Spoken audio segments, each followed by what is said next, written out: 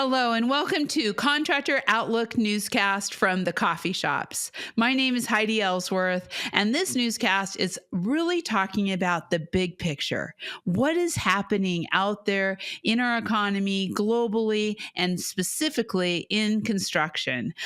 We bring leading speakers, presenters, experts within many different disciplines to the show. And today I am very excited to welcome the Director of Analytics and Consultants from the Bundy Group, Alex Chausovsky, to the Contractor Outlook today. Alex, welcome. Thanks so much for having me, Heidi. It's a pleasure to be here. Oh my gosh. Karen Edwards, who works here at the coffee shops, is our COO, saw you speak at a recent convention and was blown away. She came back and she said, Alex explained things in a way that I could totally understand and really made sense. So you have high referrals and recommendations there. Well, I'm glad to hear that my presentation was of value to her and to the group overall. I've worked with many of the companies in the metal construction industry historically. And so, I try to connect the dots between what's going on in the economy and what they should be doing about it. And always good to have such positive feedback. I love the action plan. That always makes a difference. You hear everything, but sometimes you're like, I don't know what to do. So let's start this Contractor Outlook newscast out with introduction. So if you could introduce yourself, tell us a little bit of your history and also what you do as Director of Analytics and Consulting at the Bundy Group. Yeah, absolutely. So Alex Chausovsky, as you mentioned, I work kind of leading the analytics and consulting practice at a small boutique investment bank, which is what the Bundy Group is. So I help with everything from kind of providing some clarity in terms of the direction of the economy to all the way assisting business leaders and owners in a sale, an acquisition, or some capital financing, raising money to invest in future growth. And my career has really been focused around one simple concept, which is how can I help people that are responsible for making business decisions leverage data and an objective analysis in order to make the best quality decisions. And that stems everything from the macroeconomic environment to technological trends to labor market conditions, and now with what's been going on lately in the world, geopolitical developments too. So all of these things have an impact, and my job, as I see it, is to kind of break it down for folks, help them understand what's happening, and as I mentioned earlier, what they should be doing in response to the landscape. I love it. I love it. Okay, well, let's start with that big picture. Okay. We're at the end of Q1. What are we looking at with the economy right now? Yeah, so there's a few ways to look at macroeconomic performance. And, globally, I think if we look at the totality of 2024, I would say it was a very strong year, some good momentum. Certainly within the US, that is very true. We grew the economy as measured by GDP, or the gross domestic product, which is kind of the catch-all of economic activity in the United States, by about 2.5% last year, which is above the historic pace of 2%. That's good news. We also had some really nice momentum coming into 2025. There are basically three components to GDP. There's government spending, there's business investment, and then there's the personal consumption element, with that personal consumption being by far the largest driver. That means that you and I, as individual consumers, and everybody listening to this podcast, we are the main growth engine for the US. We account for about 2/3 of overall GDP. And then there are other elements, both business investment and government spending, roughly speaking, about 17% each. So they're also important, but not as critical from a health of the overall economy perspective as how people are acting and feeling about the outlook. So the good news is that the data all the way through February, I don't quite have March's figures yet because we're here in the last day of March recording this podcast, but the data for both business investment and personal consumption showed not only resilience through February, but we actually had the kind of semblance of acceleration happening both in industrial production, which is the benchmark for that B2B world, the industrial economy, the manufacturing economy, if you will, and in the retail environment, which is the best way for us to measure personal consumption. So both data series that I follow that are benchmarks for those parts of the economy showed that short-term growth rates were actually accelerating, meaning that down the road, about 2 to 3 quarters down the road, we should see the annual growth rate also rise in a positive direction.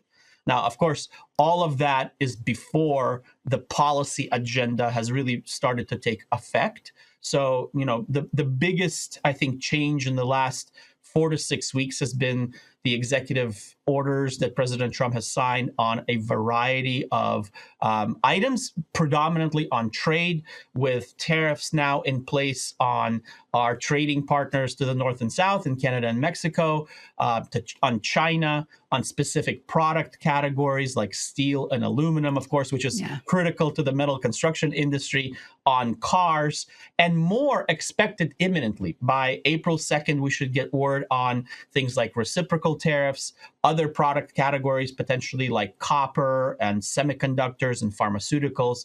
So this has been the biggest difference maker in terms of not necessarily in the hard data, which is what I was talking about earlier, that measures the dollar flow, but in sentiment, right? How do people feel about the economy, and what do they expect to happen in the near term? And really, these developments have been kind of detrimental, for a lack of a better word, in terms of the sentiment that we have. So consumer sentiment has fallen off a cliff in the last few months. This is measured by the University of Michigan Consumer Sentiment Index. We have business optimism also pulling back substantially compared to the few months after the election, where businesses were looking forward to lower taxes, less regulation, and had a very optimistic outlook. We've seen that kind of pull back substantially. So I don't think it's fair to say that a recession is in the cards at this point, because the hard data does not support that. But sentiment and the perception of the future does eventually turn into behavior. So my hope here, as we sit at the end of Q1 and look out towards Q2 and the second half of the year, is that the uncertainty, the ambiguity that has been created by these tariffs and other policy initiatives on immigration and tax cuts and things are able to be contained within a relatively short time frame. If we can accomplish that, then sentiment should bounce back and we should continue to see growth in the economy.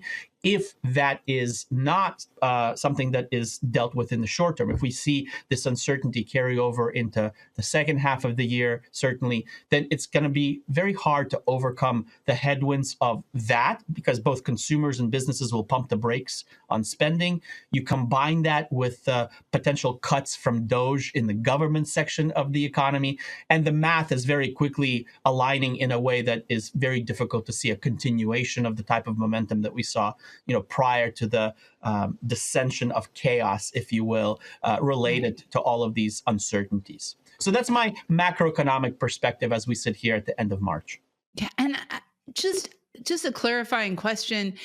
So I find this absolutely amazing, or so intriguing, I guess is more the word, is that you saw in January and February an increase in consumer spending and also in industrial spending. And it looks very positive, but sentiment continues to go down. So is there a point? Is it like when they cross at a certain point that all of a sudden the spending kind of starts pulling back? And I just would love a little bit more on that, because you said if we can contain it, but how can you contain it? It's kind of interesting where we're at right now. Sure. So I think the biggest challenge that needs to be figured out is this not knowing of what's happening. I heard this talked about very recently by one of the voting members of the Federal Open Market Committee. This is the part of the Fed that decides interest rate policy, which I'm sure we'll talk about some on the recording. And they talked about we're currently in a very thick fog, right? It's not the kind of fog that you can turn on your high beams and drive through. It's so thick that you have to almost pull over to the side of the road and kind of wait for it to settle or to blow through, because you don't know if 50 feet ahead of you is another 90-degree turn, right? So that's what I'm talking about when I talk about like the sentiment translating into behavior down the road. If we are able to say in the next 2 to 3 months, at least know what the tariff landscape looks like moving forward, not have this uncertainty or the ambiguity of what percentage tariffs are going to be in place on what product categories, right? If we know what it is, then both businesses and consumers can start to adapt to that. What, in the case of businesses, by changing pricing, by making sure that they're maintaining profitability at desired levels.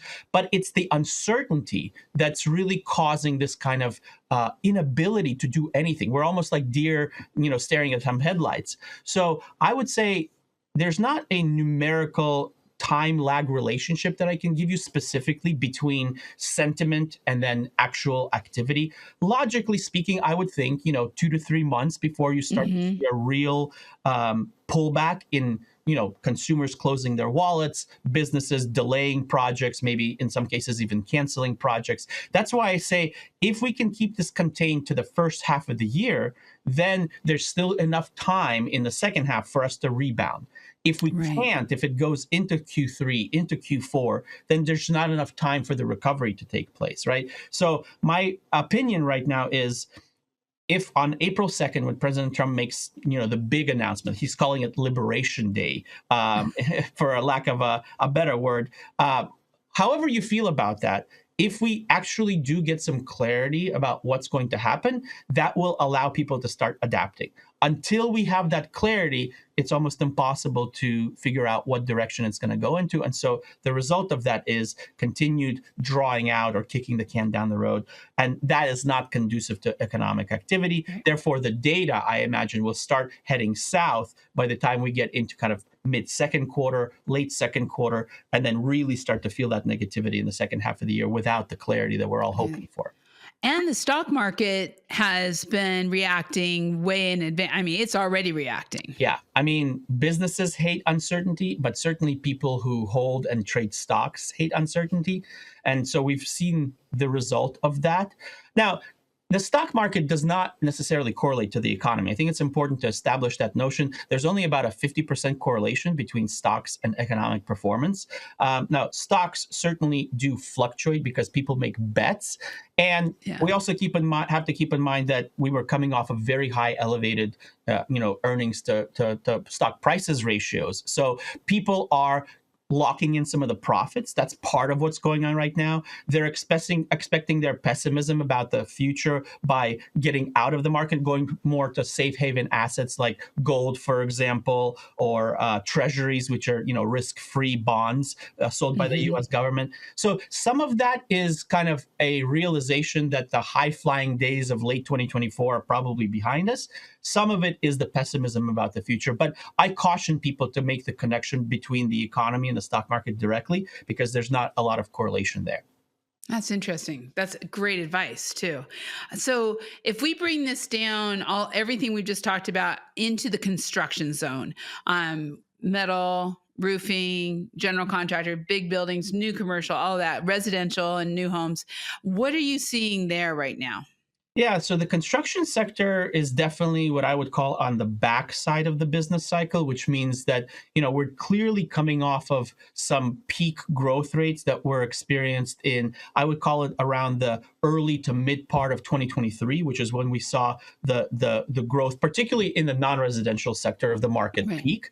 And we've been slowing since then. The residential market has obviously been significantly affected by the interest rate environment, more so than the non-residential sector, right? And so housing, single-family housing has been weak. Multifamily housing was more robust as we were building out apartment complex. That's starting to slow pretty dramatically too, and eventually we'll probably see some downside pressure. But I think from the metal building construction perspective, really the focus should be on sectors like office and manufacturing construction. That's where most of the demand side pull comes from.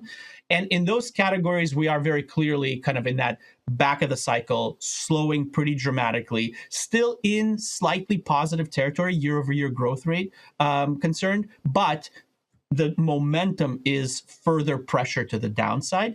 Now, I don't want to say that as a blanket statement because there are very much exceptions to that rule. A lot of the exception can be seen in the office and in the manufacturing sector. In office construction, particularly the data center build out that's driven by AI adoption and the need for compute power, that's been going really, really strongly. In fact, data centers are now accounting for a much larger portion of office construction. And this is both new builds. I'm talking about massive exascale data centers where they're, putting up brand new facilities from greenfield, property perspective, and the refit or the remodeling aspect. One of the things that I've seen quite a bit of is existing office space within major cities. The vacancy rates are still pretty high because people have not returned to work full time, and there is a lot more people today working remotely than there were before the pandemic. But I would say that they're taking some of that existing office space and refitting it into data centers on a smaller scale, but still enough, because there's already the built out, air conditioning and the cooling and the water that data centers need to operate. So that opportunity, I still think, is going to be very advantageous for, the metal construction sector as we move throughout 2025 and into 26. And this is really regardless of what happens in the macro environment, because the need for compute doesn't go away as we adopt AI. And then the second element in the manufacturing space that I think is a kind of a bright spot of opportunity is the semiconductor space within the manufacturing components. We've seen a huge amount of investment going in. It is very regionally specific, so I wouldn't just blanket statement across the US, but where those new facilities are being built to offset our reliance on foreign imports of semiconductors, particularly from Taiwan, I think that there's going to be a huge amount of investment going into that space as well. So overall, I would say the non-residential sector is slowing, in most cases quite dramatically, but there are these pockets of opportunity that exist and that people in the metal building space should be looking to take advantage of as we go through the rest of this year and into next year. I wanted to work with a supplier partner I respect. I wanted a partner who respected me. We needed a partner with employees who care as much as we do. We needed a partner who values relationships. I wanted a partner that would help me grow my business. We needed a partner that would help us succeed. SRS Distribution delivers more than building products. SRS delivers customer success. And as you're looking at, I'm intrigued with the fact that the restoration of old office buildings, the data centers, because I've also been hearing a little some multi-use, and it seems like that is a real focus because we have all these buildings that are now not being utilized, and how is that growing? So, with the need for housing, I've also, and I don't know if you've seen this or if there's anything on this, but that those are being retrofitted for housing and for multi-use also, along with some of the other data centers. What are you seeing there? Yeah, that trend has been around for a few years now, so I wouldn't call it a recent development. In particular, what we see are places like old shopping centers and malls being converted into some mixture of residential and mixed-use property. So there's, the retail storefronts on the bottom, residential housing on top. I wouldn't say that that's more recent because the recent focus on building out residential property has been on the apartment side. We saw a huge boom on multifamily construction in 22 and in 23, double-digit growth in many cases. We actually have an oversupply of multifamily housing relative to an undersupply of single-family housing. So yes, that is there, but I would not put it into the outperform category at this juncture. That would firmly stay with kind of the data center and the manufacturing on the semiconductor side. Now, interest rates. Let's talk about that and how that could change everything that you're just talking about. Yeah.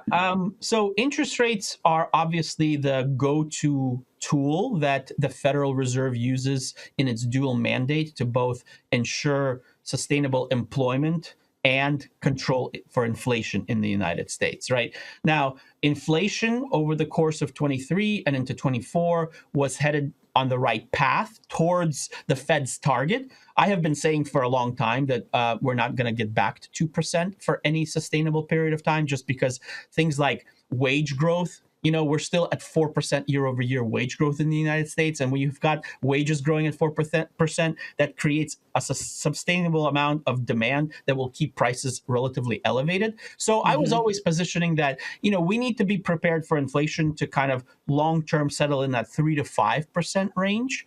And if that remains the fact, then I think that the Fed is still committed. And we saw at their March meeting that they said, we're still planning for 2 cuts this year of about 0.25% each. I'm not optimistic that that's actually going to happen because of the upside pressure on pricing that is likely going to happen as a result of these tariffs, whatever they end up being at the end of the process. So my expectations are that if we do get a single rate cut at the end of the year, that will be a win. It won't make a substantial difference in terms of borrowing costs, right? 0.25% is not going to be the difference maker between a specific project going forward or not. The ROI calculation is just so much more complex than that. But I will say that in addition to the tempering of expectations for a rate cut, if the tariffs are as inflationary as they could potentially be, I think we need to start talking about the possibility of a rate increase on the table as well. So, I would say at the beginning of the year, nobody was talking about the possibility that interest rates were actually going to be going up. Now there's a growing and a increasing in volume opinion that if inflation goes, 4, 5, 6%, then the Fed is not only going to stop cutting, there might actually be some movement to increase rates by the time we get into late 2025. But again, I would say if they do increase, it's not going to be the same period of robust, 5.5% increase that we saw back in 2023 in response to 9% inflation, which peaked in mid-2022. That's nothing like what I'm talking about. But I would say certainly it's a possibility that's back on the table. My view is that as far as interest rate changes, whether another small cut or a neutral stance where they don't change rates relative to where we are today, or potentially a small increase, in 2025, that's not going to be the difference maker when it comes to investment in construction activity, right? There's just not enough of a delta between the status quo that we have right now and what could unfold over the next 3 quarters. My view is that the Fed is going to be very cautious. They don't want to be seen as causing the recession, but they also don't want to lose the battle against inflation. And right now, the upside pressure is clearly there from the uncertainty regarding tariffs. And so I think you have to be open to both possibilities while recognizing that that is not going to be the main driver of business performance over the course of 2025. Yeah, that's really interesting. I want to bring back something you talked about right at the very beginning, and that's consumer sentiment. Does the Fed or the interest rates up and down, does consumer sentiment ever have any play whatsoever in any of those decisions? I would say in terms of the changes in interest rate policy, no. Very minimal implications. If consumer sentiment persistently moves up or down over an extended period of time, it's typically because of actual changes in the hard data, which is what the Fed pays attention to. I would also say that consumer sentiment is a very interesting thing. Oftentimes we feel and think and say one thing, but act in a very, very different way. So I'll give you an example of this. I do a lot of tracking of the actual behavior of consumers, meaning things like credit card spending data and consumer loan data. And what we see consistently is that the current views and the current measurement of whether it's the University of Michigan index or any other measure of consumer sentiment have us thinking that the state of the economy is still not very good, even throughout 2024 when it was very positive. And yet credit card spending is up loan origination is up. So we might have a very pessimistic outlook on the state of affairs, and it's largely related to the fact that many of us, unfortunately, live in these bubbles online, and we're constantly bombarded by pessimistic views, right? Right. What we actually go out and do is the exact opposite of that. Credit card spending was very robust. Loan origination was robust. And that's considering the fact that the sentiment numbers are about 25 percentage points lower than where they were pre-pandemic, right? So it's really phenomenal. It's this kind of assessment of, what we say, feel, and do oftentimes are very different things. Yeah. Wow. I agree. I have thought since COVID how, we keep hearing people, we're going to go in recession, we're going to go in recession. And I'm always like, the U.S. economy is just defiant. The consumers are just defiant. No, we're not going to. And so I'm just hoping that, the defiance stays there as we move forward. But I think, and, that kind of brings me back to talking a little bit about tariffs and the new administration's policy changes, immigration, all of that, which we know is influencing sentiment and some business decisions. Yeah. I'd love for you to talk about that. I know you have already a little bit, but talk a little bit more about that. But also, what can we do as business owners around these changing tariffs and policy changes? Probably the most prudent thing that you can do as both a consumer individually and as a business leader or a decision maker is adopt the mentality of wargaming through the various outcomes. So you have to have kind of an expectation of there's likely going to be different types of outcomes, scenario A, scenario B, scenario C. And I need to think about in advance what I would do in case each one of those outcomes comes out. Therefore, you're proactively making a plan without actually implementing it. But then when the thing happens, then you're not scrambling to figure out what you're going to do. You actually have a go-to plan that you can start rolling out. And that's a very different mentality than if you go back to 2022, 2023. There was clarity of policy. There was fairly significant runway of positive economic performance down the road. And a lot of businesses that I talked to in particular were, struggling just to keep up with with demand, right? They had growing backlogs. They had a project pipeline 12, 18 months into the future, especially in the construction sector, right? Because of the long duration of these projects. And so they didn't need to do that. It was very clear to them what revenue projections were like a year in advance and so on. From a consumer perspective, most people that wanted to have jobs had them. And as a result, they felt comfortable in continuing to spend money, right? So there was no ambiguity in that aspect of it. All of those things are now much less certain. Now, that's not to say that they are completely out of the picture. You look at the labor market data, for example, and it remains strong through February. Even the things that get a lot of news coverage, like, for example, the labor market cuts that are happening at the government level, right? You hear about it all the time. You hear all these headlines, and people are saying how horrific this all is. Currently, we're talking about a total amount of layoffs somewhere in the 200,000 people range. Keep in mind, the U.S. government employs about 2.5 to 3 million people. So it's a very small percentage of the total. Therefore, I would say don't allow yourself to become overly pessimistic based on headlines and the overt negativity of sentiment online and in the media, right? You have to go to the data sources, make educated decisions based on real hard evidence and data. And if you're able to do that and you have a plan in advance of these events unfolding, then you're going to be much better off because you're going to be less reactive and more proactive in dealing with all of that. So that would be kind of the fundamental cornerstone of advice that I would give people. A more tactical thing that I think everybody should be doing right now is, recognizing that there is a lot of pessimism out there. Use other people's pessimism to your advantage. So what does that mean? That means that in the case of a business leader, ask yourself, when is the last time that I shopped around for any of the inputs that I buy as a customer? meaning electricity prices, meaning your shipping and logistics contracts, meaning, the material that you buy. Have you gone out to the marketplace and gotten 5 or 6 quotes from different vendors to see if you can find some pricing arbitrage to lock in some savings over the course of the next 12 months, right?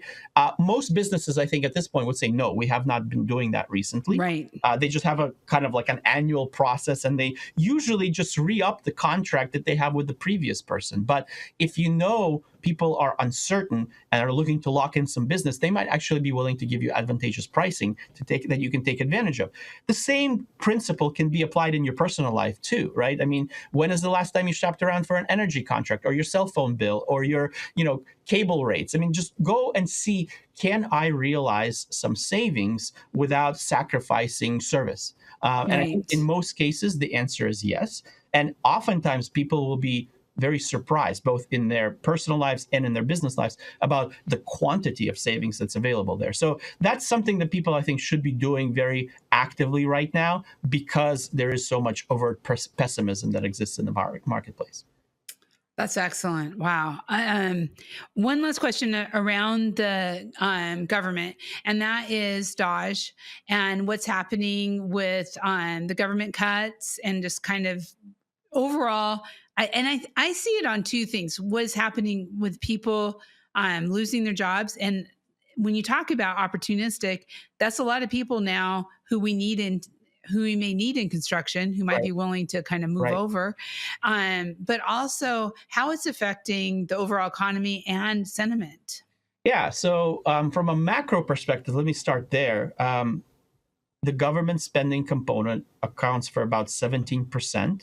Now, the initiative that DOGE has had to cut various projects and departments within the government, so far, according to their own data, has yielded about $100 billion worth of savings in total. Now, that number is constantly being revised. They're adding projects, removing projects on the list, but let's just work with the assumption that that is an accurate ballpark figure. Government budget this year is $7 trillion. So $100 billion is a very small delta relative to that number. I mean, we're talking a few percent.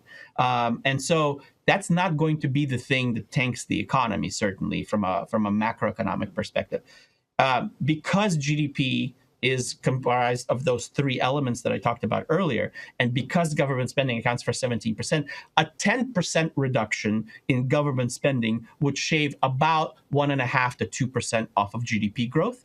Now, keep in mind, a 10% reduction in the government budget would be $700 billion. So we're not near that amount, right? We're a fraction of that. So yes, it is part of a headwind to economic growth, which is why I think you see a lot of people tempering their macro outlooks, because it's a combination of things, right? We've got things that are uncertain and look to be suppressive to demand and lower spending across all 3 areas: the government area, the consumer area, and now the business area. And tariffs obviously are the major impediment on both the consumer and the business, not so much on the government, because they're a positive, they're an income flow for the government. Right. So I say that to say it's really a complex machine where you have to really break down into various components to try to understand what's happening.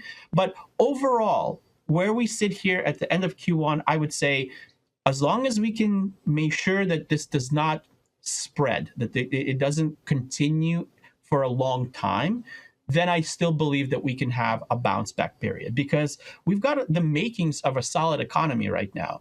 What I'm going to be looking for as signs of ongoing weakness is, a substantial increase in layoffs, because when people don't have jobs, they can't go out there and spend money the same way that they did. If we do start to talk about substantial interest rate increases, I would look at that as a very negative thing for business investment as we look out to the second half of the year and next year. And if we start to get some actual data that we're seeing significant cuts in government spending, then I would become a little bit more pessimistic. But as of right now, I think the base case is not recession in the United States. It's certainly one for slower and weaker growth than what we saw in 2024. But I would hold off my decision making until about the midpoint in the year before I say, yes, I think we do have a recession and it's mild or more significant versus the ongoing expectation of some semblance of growth this year. But it is very interesting to me, and I guess I'll wrap it up on this, which is to say, this is all self-imposed. As we were heading into 2025, the economy looked to be in great shape. Businesses were optimistic. Consumers were optimistic. The government spending, I mean, yes, of course, there are inefficiencies and some things that need to be cut, and there's some abuse of the system going on. But I think the way that the administration has approached this with this like shotgun approach, we're changing multiple things in a very complicated system all at the same time, and it becomes very difficult to say what the impact will be on the system as a whole, right? A more controlled approach, I think, would have been welcomed by both individuals and businesses, but it's the sporadic, the uncertain, the chaotic nature of what's going on right now, if you will, that I think is so unsettling for people. So the sooner we can stop doing that, the better off we're going to be long term. Yeah. Fingers crossed. Agreed. We are hoping. So for everyone listening out there, how can they follow you, Alex? How can they get follow you and get information and kind of track this so they can make their plans? Of course. Probably the best way is just by following me on LinkedIn. I'm usually putting out announcements, commentary, analysis of different developments. I promise I won't spam your feed. I only write things that I think are important for people to read. So usually a post maybe a couple of times a week, sometimes not even that. But when I post something, it's usually well thought out, well reasoned, backed up by credible data. And so with the design to help you make those informed decisions that you're all looking to make. So that's the best way. I certainly invite people to reach out to me as well. My email is very simple, alex@bundygroup.com, and I'm happy to answer any questions that they might have beyond what we talked about today. I love it, and I'm a follower. Thank you. I love what you do. And just thank you so much for taking your time with us today on this Contractor Outlook newscast. It's my pleasure, Heidi. Thanks for having me. Thank you. And thank you all for listening. Wow. Great information. Please follow Alex on LinkedIn. You will also probably be able to see more of his information on the coffee shops, of course. So check it all out along with all of our Contractor Outlook newscasts. You can find them on any of our sites. Just go to the podcast and subscribe and set those notifications so you don't miss a single episode. We will be seeing you next time on Contractor Outlook newscast.